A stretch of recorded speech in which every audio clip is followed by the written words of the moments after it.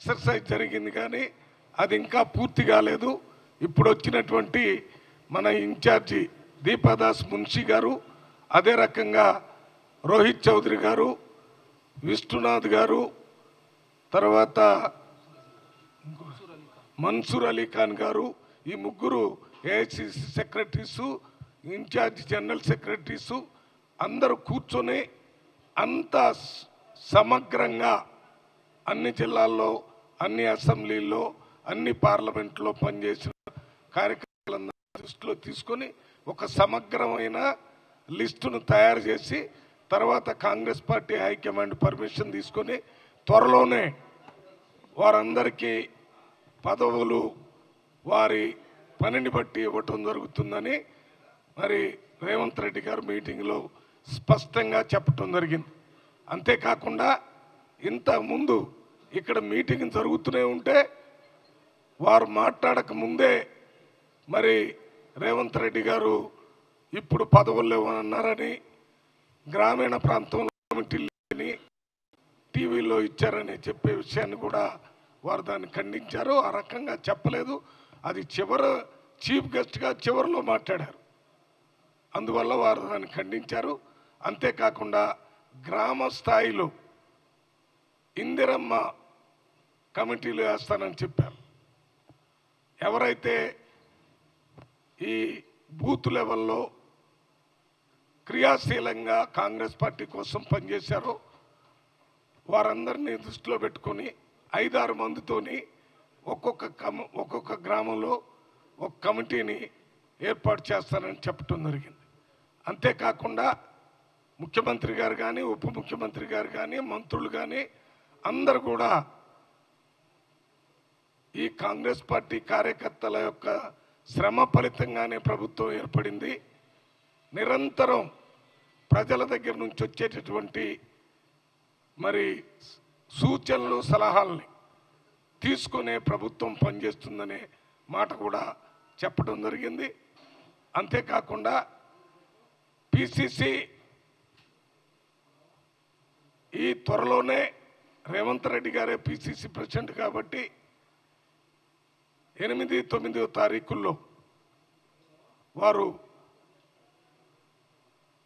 మన పాత 10 జిల్లాలకు సంబంధించిన నాయకులతో మాట్లాడి రోజుకు 5 జిల్లాల చొప్పున వారి అభిప్రాయాలు తెలుసుకొని ఏ రకంగా పార్లమెంట్ ఎన్నికల్లో ముందుకు పోవాలి, వారి సలహాలు, సూచనలు తీసుకొని దాని మీద కార్యాచరణ తీసుకుంటారని, అదే రకంగా మళ్ళీ 10, 11, 11, 12, 13 ఈ 3 రోజుల్లో ఇప్పటికే పార్లమెంటుకు ఒక ముఖ్యమైన నాయకుడు, కొన్ని చోట్ల మంత్రుల్ని, కొన్ని చోట్ల మంత్రులు కానోళ్ళను కూడా ఇన్ఛార్జిగా వేయటం జరిగింది.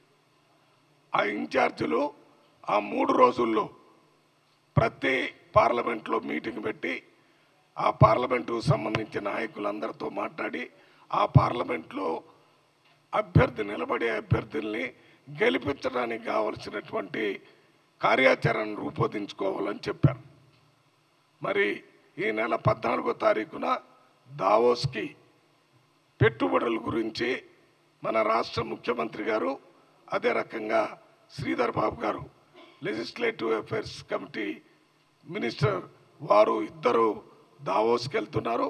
ఒక్క 4 రోజులు 14 నుంచి 18, 19 వరకు ఉండరు. తర్వాత వచ్చిన వెంటనే 20వ తారీఖు నుంచి మళ్ళీ పార్లమెంటు వైజ్గా రేవంత్ రెడ్డి గారు పార్లమెంటు వైజ్గా మీటింగులు పెట్టి అభివృద్ధి, సంక్షేమం మీద రివ్యూ చేయటమే కాకుండా ప్యారలల్గా కాంగ్రెస్ పార్టీకి సంబంధించిన పార్లమెంటు సభ్యుల పరిస్థితుల్ని గమనించి వారు ఏ రకంగా రేపు ఎన్నికల్లో గెలుస్తారనే కార్యక్రమాన్ని కూడా చేపడతానని చెప్పారు. ఇంకొకటి, ఇవాళ మాట్లాడిన వాళ్ళందరూ కూడా ఈ 30 రోజుల, ఈ నెల రోజుల్లో ప్రభుత్వం తీసుకున్నటువంటి చర్యలన్నిటినీ కూడా అభినందించడం జరిగింది.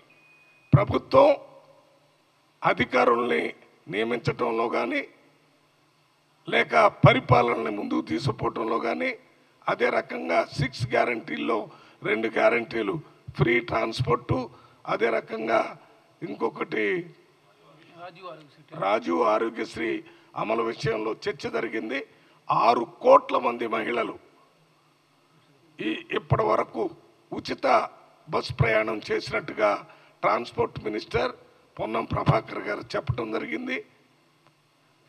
అంటే 6 కోట్ల మంది తిరిగారంటే ఒకే మహిళ 4-5 సార్లు కూడా తిరిగి ఉండొచ్చు.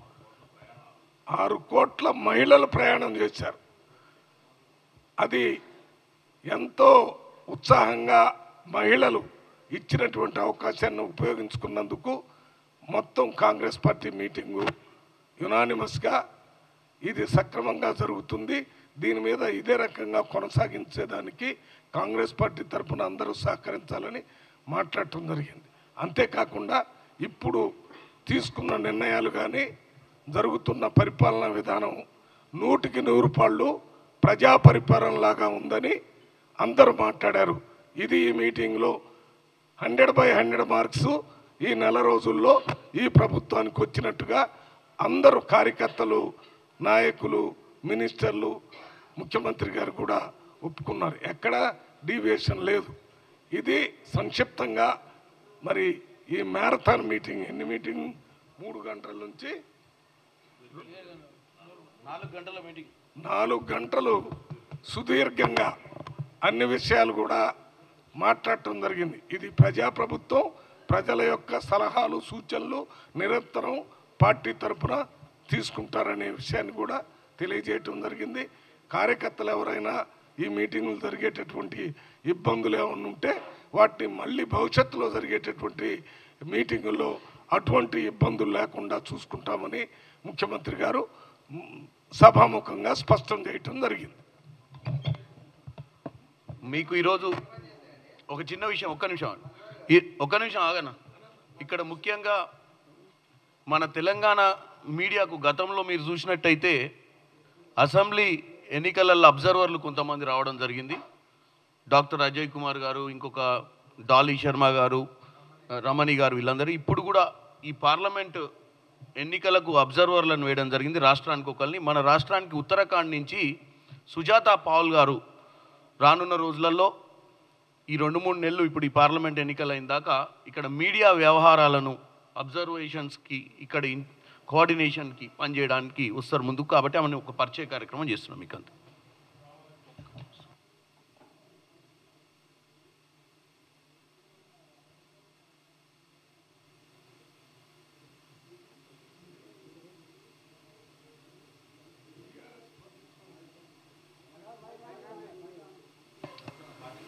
బీఆర్ఎస్ ప్రభుత్వం 30 రోజుల పరిపాలన మీద ఒక బుక్ తీశారు. నేనేమంటున్నానంటే ఇది వాళ్ళ 10 సంవత్సరాల మీద తీసిన పుస్తకం. ఇది మళ్ళీ పోయిందా, తీసేది. అది వాళ్ళు చేశారు. బీఆర్ఎస్ ప్రభుత్వం 2 గదులు ఇల్లు ఇస్తారని ప్రజల్ని మోసం చేసింది. 420 ఎప్పుడురా 2 గదులు ఇల్లు ఇస్తారని ప్రజల్ని మోసం చేసి 2 సార్లు ప్రభుత్వంలోకి వచ్చి పరిపాలన అంతా గుప్పెట్లో పెట్టుకొని నడిపించినటువంటి ఆ ప్రభుత్వం 420 ప్రభుత్వం. అంతేకాకుండా దళితులకి 3 ఎకరాల భూమి ఇస్తానని చెప్పి మోసం చేసి దాన్ని అమలు చేయకుండా ఉన్నటువంటి 420 ప్రభుత్వం బీఆర్ఎస్ ప్రభుత్వం. గిరిజనులకి 12% రిజర్వేషన్ ఇస్తానని చెప్పి మోసం చేసి 2 సార్లు ఓట్లు తీసుకున్నటువంటి బీఆర్ఎస్ ప్రభుత్వం 420 ప్రభుత్వం. 12% రిజర్వేషన్ ముస్లిం మైనార్టీలకు ఇస్తానని చెప్పి 2 సార్లు మోసం చేసి ఓట్లు తీసుకున్నటువంటి ప్రభుత్వం బీఆర్ఎస్ ప్రభుత్వం. అంతేకాకుండా మీకు తెలుసు కేజీ టు పీజీ ఉచిత విద్య ఇస్తానని దాన్ని మర్చిపోయి ప్రజల దగ్గర ఓట్లు తీసుకున్నటువంటి ప్రభుత్వం 420 ప్రభుత్వం. అంతేకాకుండా ఒకేసారి 1,00,000 రుణమాఫీ చేస్తానని చెయ్యకుండా రైతుల్ని ఇబ్బంది పెట్టినటువంటి ప్రభుత్వం, మోసం చేసిన ప్రభుత్వం 420 ప్రభుత్వం బీఆర్ఎస్ ప్రభుత్వం. అంతేకాకుండా 2 లక్షల ఉద్యోగాలు ఖాళీగా ఉంచి అమలు చేయకుండా ఉద్యోగాలలో చేయకుండా అదే రకంగా పబ్లిక్ సర్వీస్ కమిషన్లో పరీక్షలు పెట్టడం, లీకులు చేయటం, ఉద్యోగాలు ఇవ్వకుండా చేయటం, యువకుల్ని ప్రజలందరినీ మోసం చేసిన ప్రభుత్వం బీఆర్ఎస్ ప్రభుత్వం, 420 ప్రభుత్వం. ఈ రకంగా చెప్తూ పోతే అన్ని ప్రజల్ని మోసం చేయటమే. మీరు ఎన్ని అమలు ఇచ్చారు? మేమైతే ఏ అమలు ఇప్పుడు మేము మా తప్పు అని చెప్తున్నారు. ఈ బీఆర్ఎస్ ప్రభుత్వం మా మేనిఫెస్టో వచ్చిన తర్వాత మేము చెప్పిన వాటికంటే ఎక్కువ చెప్పారు. మేము 4,000 రూపాయలు పెన్షన్ ఇస్తాం పేదవాళ్ళకని, ముసలి వాళ్ళకి కానీ ఇతరులకు కానీ అని చెప్తే 5,000 ఇస్తానని చెప్పారు. అదే రకంగా రైతులకు మేము 15,000 రూపాయలు సంవత్సరానికి ఇస్తానని చెప్తే వాళ్ళు 16,000 రూపాయలు ఇస్తానని చెప్పారు. అదే రకంగా గ్యాస్ సిలిండర్ మేము 500 రూపాయలకి ఇస్తానని చెప్తే వాళ్ళు 400కి ఇస్తానన్నారు. అంటే మీరు ఈ హామీలు మీరు ఇచ్చినప్పుడు మీకు డబ్బు అమెరికా నుంచి వస్తుందా, జర్మనీ నుంచి వస్తుందా, లేకపోతే తెలంగాణ ఇన్కమ్ నుంచే చేస్తారా? మేము ఏ ఇన్కమ్ నుంచి అంటే తెలంగాణ బడ్జెట్ నుంచే వీటన్నిటిని అమలు చేయాలని ఇప్పటికే 2 అమలు చేసి రేపు ఎల్లుండు గ్యాస్ సిలిండర్ దాన్ని ఇంకా కొన్ని అమలు చేసి దశల వారుగా 100 రోజుల లోపులోనే అన్ని అమలు చేస్తామని హామీ ఇచ్చాం. ఇప్పుడు అయింది 30 రోజులే. అప్పుడే మీరు ఇంకా కాలేదు 30 అంటే ఇంత తక్కువ రోజుల్లోనే మీరు కాంగ్రెస్ ప్రభుత్వం హామీలు 420 అని ఇస్తే మీరు 420గా ఉండి మమ్మల్ని అంటాం. మేము తీవ్రంగా ఖండిస్తున్నాం. ప్రజలు బాగా గమనిస్తున్నారు. ఇటువంటి పనులు చేస్తే ఈ వచ్చే పార్లమెంట్లో అడ్రస్ లేకుండా, డిపాజిట్ లేకుండా బీఆర్ఎస్ పార్టీ పోతుందని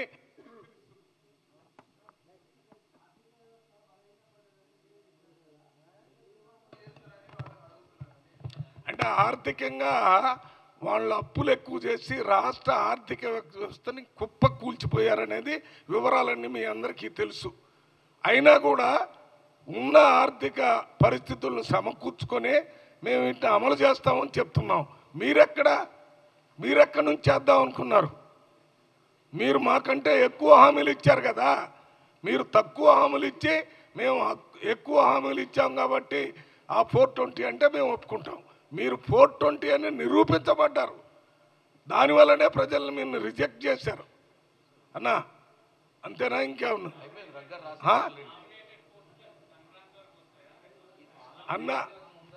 అన్నా త్వరలో అంటే తర్వాత జరిగే ఎన్నికలు పార్లమెంట్, దానికంటే ముందే అనేది చెప్పటమే ముఖ్యమంత్రి గారు స్పష్టంగా చెప్పారు.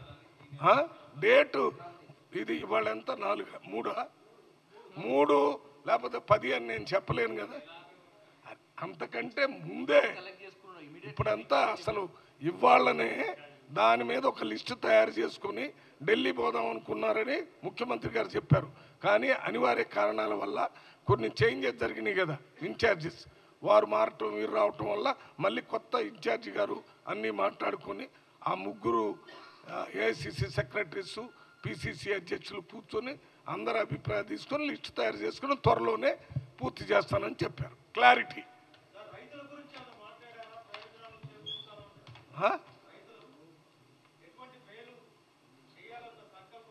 అన్ని చెప్పినవన్నీ చేస్తామని వాళ్ళ మీటింగ్లో మాట్లాడారు. అది ఒకటి గ్యారంటీ ఉందన్న.